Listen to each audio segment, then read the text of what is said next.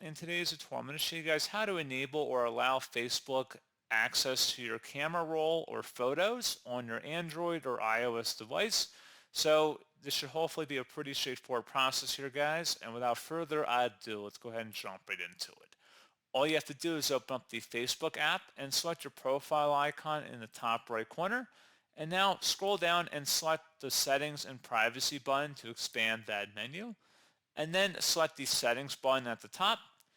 Scroll down underneath your activity and you want to select the device permissions button in here.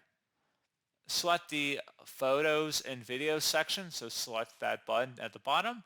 And if it's not set to allowed, you want to select the update settings button at the bottom.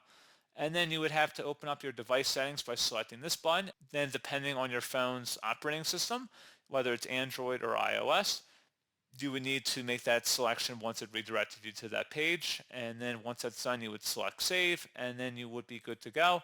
You may also want to turn off the camera access as well, just going forward. So that's another setting in here you can adjust device permissions for, as well as any other device permissions, like if you don't want Facebook accessing your microphone or your contact list, for example, you do the same setting modification in here.